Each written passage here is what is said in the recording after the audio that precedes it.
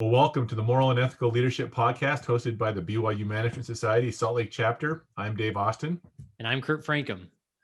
And we are so excited and honored each week to be able to speak with a guest who's a voice of light. And this week we have the opportunity and privilege to speak with Justin Sua. Justin is currently the head of mental performance for the Tampa Bay Rays. They just finished the season American League champions and lost to the Dodgers in the World Series. In addition to working in Major League Baseball, Justin's clients perform in the NFL, WWE, PGA, MLB, NCAA, the U.S. Army, and Google. He is the author of 2 books, Parent Pep Talks, the 10 must-have mental skills your child must have to succeed in sports, school, and life, and Mentally Tough Teens, Developing the Winning Mindset.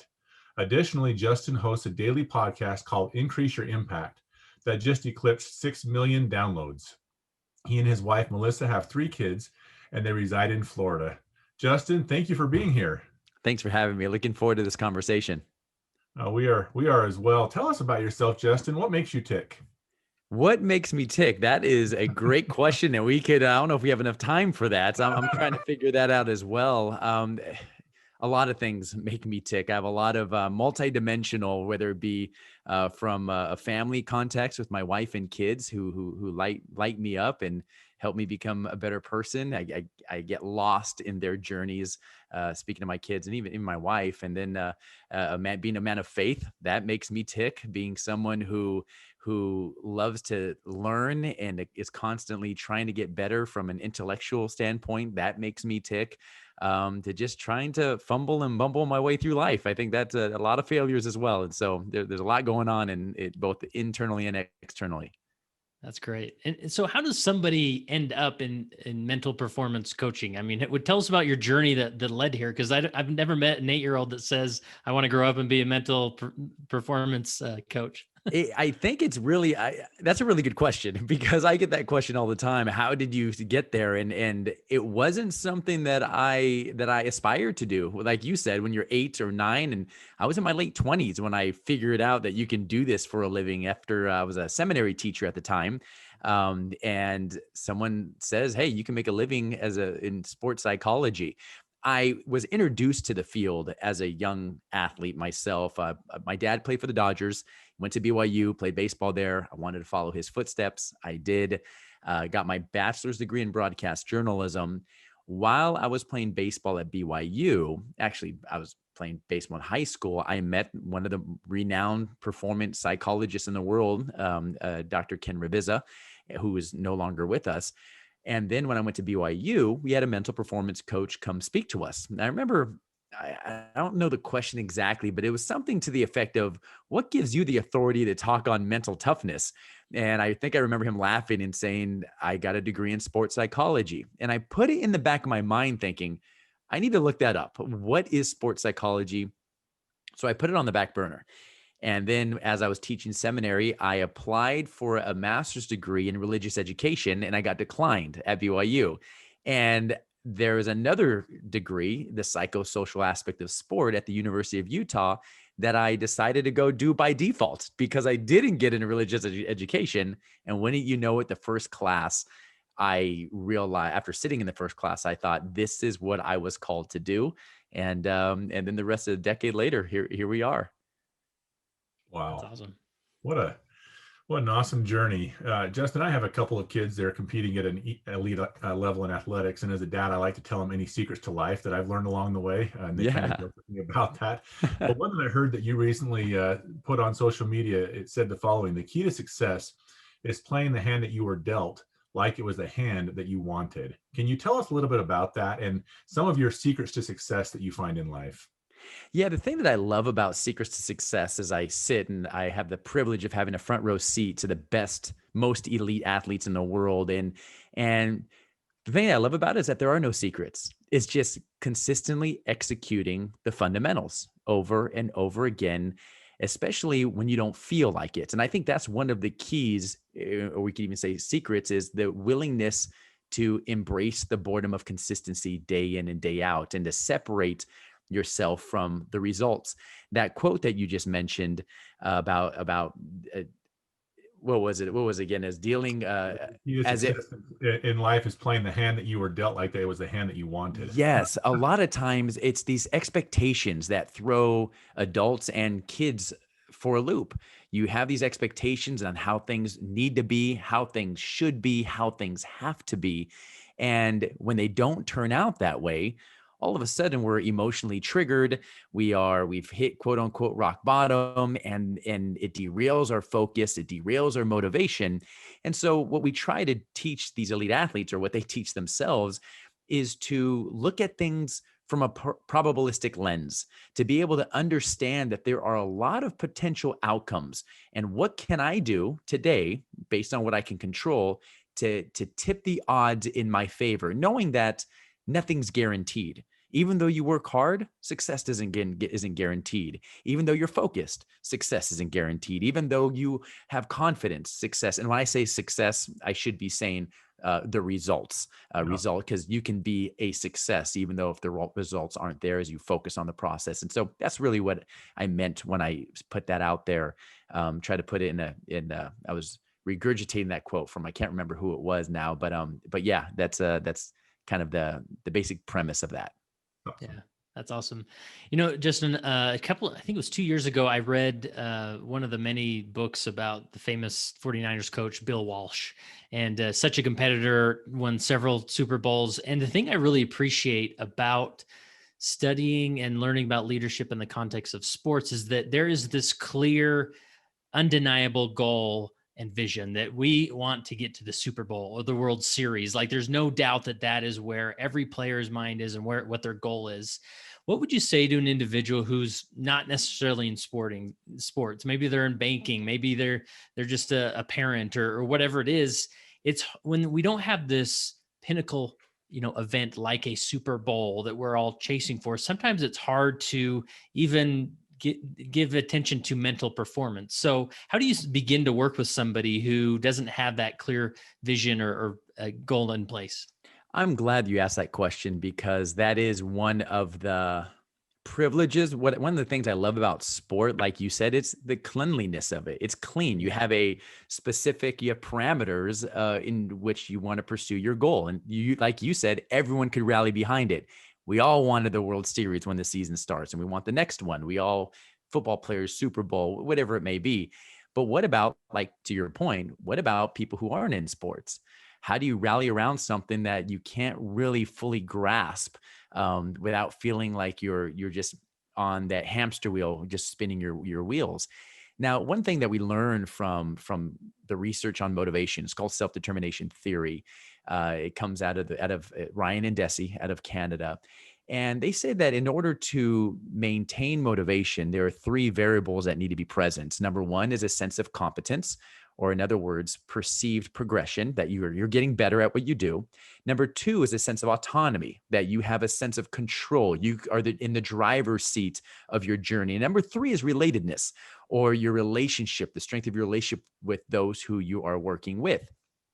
And the research says that if your motivation will go up to the degree that all 3 of these things are satisfied. And so if we have a manager or an entrepreneur or a business executive or a stay-at-home mom or dad listening to this, and you want to find something to pursue, maybe you might not know exactly what it looks like, but as long as you have those variables, as long as you can find something that keeps you in the driver's seat, gives you a sense of control, where you can keep a little scoreboard on it, even an internal scoreboard, where you can have a sense of progression, that you're getting better, and doing it with people who you enjoy doing it with, you're going to see that motivation, and therefore focus and confidence and resilience will start to have an uptick.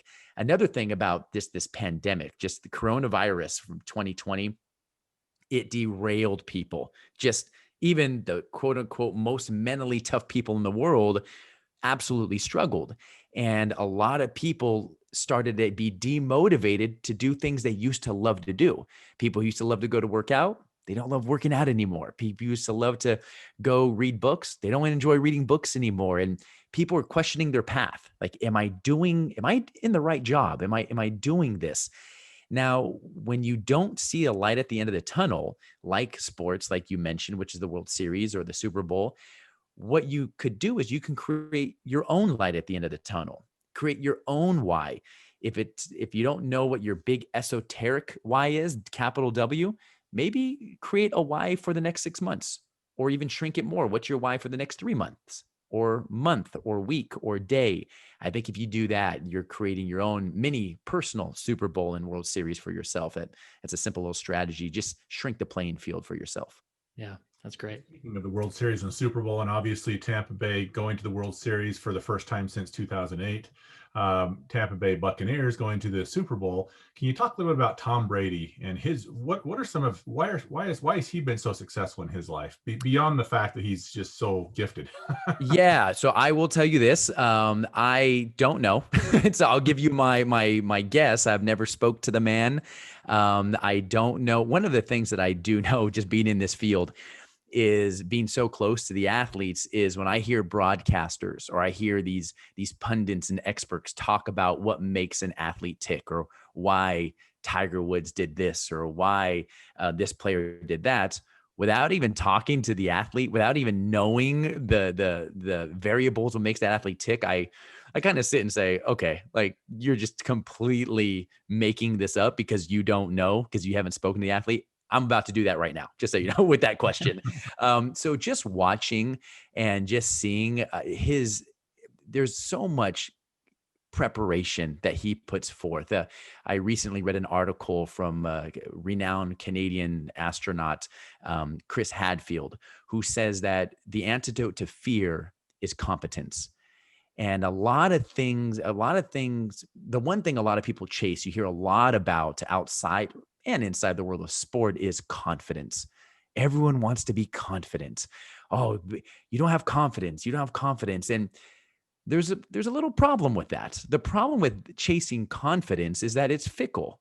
Confidence is no accurate predictor of success. We've all had moments where we've been really confident going into something and we did terrible. And we've also had moments where we didn't have confidence going into something and we did great. And so what does that teach us about confidence? Is that it's fickle. It comes, it goes, and it doesn't predict future success. Another variable that's crucial to success is competence, or in other words, your ability to actually execute the task, particularly under stress, under high leverage situations. That's when you really know you have rock solid habits and skills.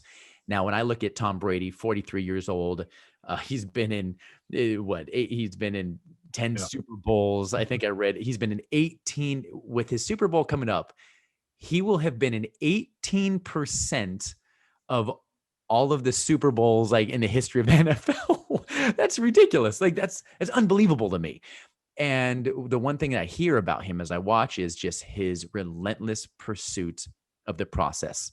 He knows what his process is. He trusts the process. He executes the process and lets the results take care of themselves. And that's what I'm seeing from the outside. That's awesome.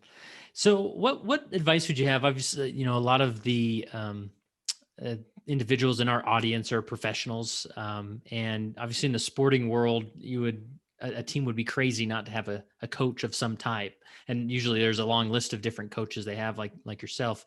But someone in the professional world, especially nowadays, we have life coaches. We've got, different types of coaches that are out there. Is a coach necessary for most professionals, or is there a way that they should always look for coaching in some form? What guidance would you give to a professional? Yeah, I think we all have a circle of competence. A circle of competence, meaning we have our boundaries, there's certain borders of how much we know in a certain domain, whether it be our ability to public speak or critical thinking or decision making, whatever. Just think about your job, whoever's listening to this, and what are the different buckets. If we broke your job into skills and micro skills, and then you look at it, you're really good at some of those, and you might not be very good at others. Now, the ones that you're not good at, what can you do to improve those? And you might think, oh, I don't really need to focus on that and make that one better. But sometimes you do. And in some cases, you want to strengthen your strengths, but your circle of competence only goes so far. So what can you do to enlarge it? What can you do to get better? Maybe find someone who's really good at that domain. Maybe find someone who's really organized. Find someone who's a great listener, a great question asker.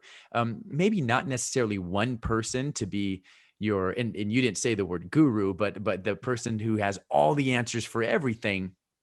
I don't really subscribe to that. I think we can fall into something called the halo effect, where just because someone is perceived to be good at, I'll use an example, just because they're a good singer, that doesn't mean that they're good at producing music, or that doesn't mean that they're good at running a business. It's like, but sometimes we will see someone who's great at one domain, and we will assume because they're a great athlete, that must mean they're going to be a great business person as well, or vice versa, whatever it may be. And so I think when it comes to coaching, now in my domain, these guys they're already brilliant. They're already mentally tough. These guys are already focused. They're already confident. And I serve as an outside source. We can tell ourselves a lot of lies. We could fall into this trap of, there's this phrase, what you see is all there is. And when you see what you see is all there is, sometimes we have a hard time, especially under stress, broadening our perspective. And so I think it's very helpful to find someone who you trust, someone who can help you broaden your perspective and see outside that lens that you currently see things, not to give you answers, not to tell you what to do, but to help you see a broader perspective, so you can have more of a three-dimensional view of your situation or problem, as opposed to just staring at it in a two-dimensional fashion. And that's essentially what I do for a living. People are like, what do you tell these athletes? It's like, I don't tell them anything. You're not going to tell an alpha multimillionaire elite athlete what to do. My job is to ask them, hey, what were you thinking here? What about this? Or have you thought about this? Have you considered this? And listen, and I highlight what their answers are, and then they're the heroes in their own journey. And so I think it might be beneficial for some people to have someone like that. Yeah. So Justin, talk to us a little bit about, when you're as an athlete and in general, there's kind of the physical aspect. You're working on your physical game all the time, whether it's shooting free throws or, soccer goals or whatever. And then there's the mental aspect. I heard a quote from somebody once. They attribute it to Michael Jordan. I don't know that it's true, but he said 95% of what we currently are working on is physical, and 95% of what we should be working on is mental. What are your thoughts on that? Why the mental aspect is so important of being mentally strong, and how can athletes, whether they're younger or older or people in general, improve their mental strength? Yeah, there's a lot of great principles embedded in that question. As for the quote that you gave to Michael Jordan, I'm not sure where that came from. However, to your point, whenever I do stand in front of audiences, it doesn't even matter if it's a sports. I say, what percentage of your job is mental? And I say, raise your hand if it's over 50%. And the great majority, if not every hand, goes up. Okay, how much is over 60%, 90%? And essentially you get pretty much everyone saying 70% or more of my job is mental. And then I come back with question number 2. Okay, how often do you deliberately practice the mental aspect of your job? And then you see like a deer in a headlight. They're like, number one, I don't. Number 2, I don't even know how to do that if I could. Like, what does a mental skills training practice even look like? And that's where the big confusion happens is, okay, I want to be mentally tough, but what does that even look like? And the way I like to describe it is we'll just use mental toughness. We'll just, because it's a phrase that's commonly thrown out there. I want my son to be mentally tough, or I want my daughter to be mentally tough, or my employees. What does that even mean? Basically, what you want to do is you want to tease it out. There's certain factors to it. There's confidence, there's focus, There's the growth mindset. There's a person who's able to be positive, being able to perform under pressure, which is arousal control. There's a lot of different facets to it. So you might have somebody who's incredibly confident, but they lack focus. You might have someone who's really focused, but they don't perform well under pressure. You might have someone who performs really well under pressure, but they're a terrible teammate and they don't get along with their teammates. And so it's identifying, having the player or the person identify, what do I need to focus on? And going back to Kurt's question, being able to be having someone to be honest with you and getting that critical feedback and looking at yourself in the mirror and saying, what do I need to get better at? And then creating something to help you with that.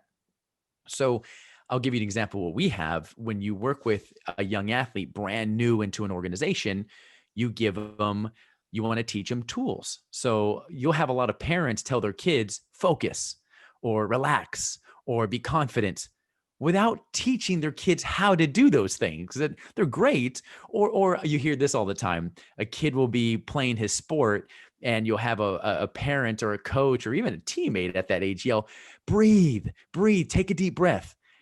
How can you possibly practice the relaxation response or think that's going to work for you right there in the heat of the moment when you've never even practiced that before?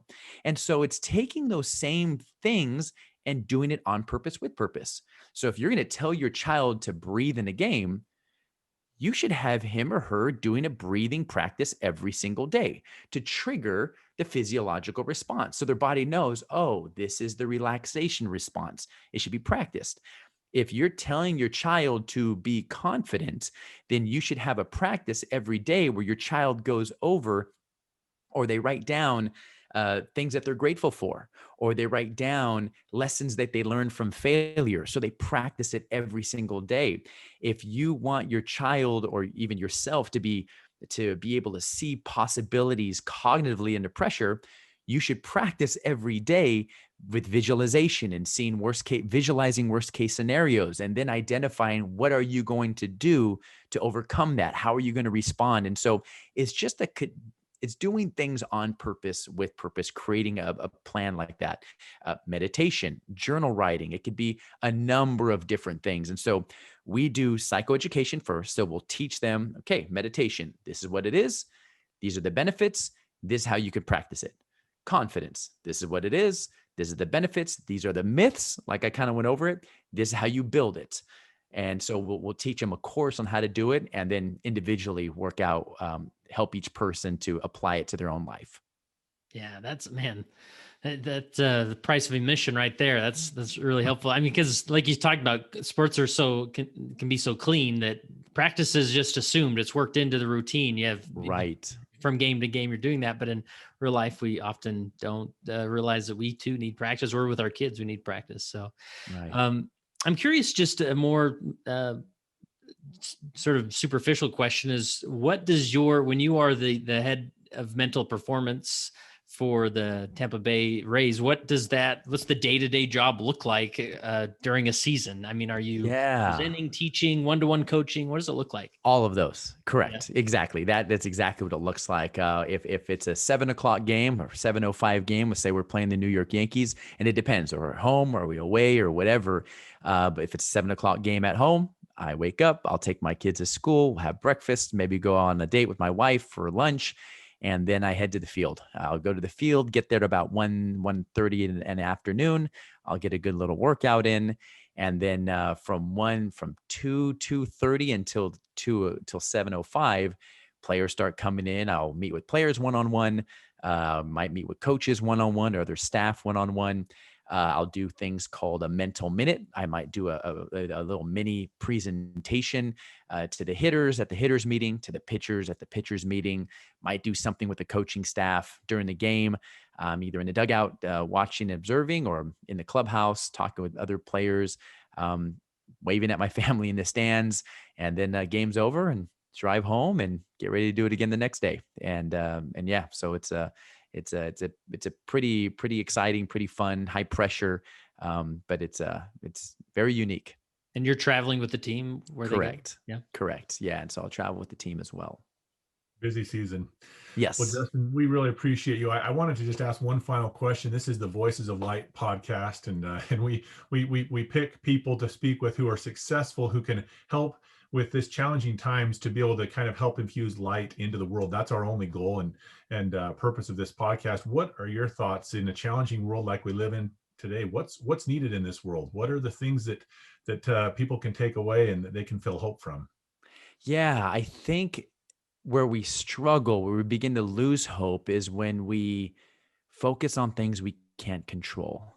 When we start getting frustrated with things that we did or didn't do in the past, or worry about the future, or get tied up about trying to control people, other people who we have no control over. And as the axiom goes, the things that you try to control but can't end up controlling you.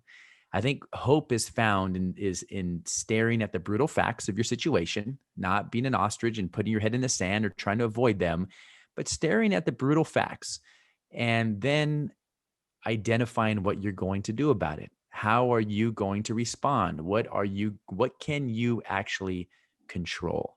And I think as we take a deep breath and focus on what we can control, I think there is a form of hope there. And sometimes people might get stressed out and say, "Oh, I can't control very much." And that's okay. Yeah, you can't control. We can't control very much. And if looking ahead seems too daunting, then just get through today. Just get through today. Each of us have 86,400 seconds in the day. And just get to lunch, just get to dinner, just get to the next hour, just one foot in front of the other. And I think one way to improve hope is to focus that and remember that little by little, a little becomes a lot. Just do your best right here, right now, and focus on what you can control. Well, that's awesome, Justin. We, again, are so appreciative for you for being with us today, for taking some of your time out of your busy day, especially at the end of the day. Although for you, the end of the day really doesn't come till pretty Right. late sometimes, probably. Right. You're right. But thank you again. We're very grateful for you. Thank you. Thank you so much. Thanks for having me, Kurt and Dave. Appreciate it. And we'll talk to all of our listeners again next week on a new episode of Voices of Light. Have a great week.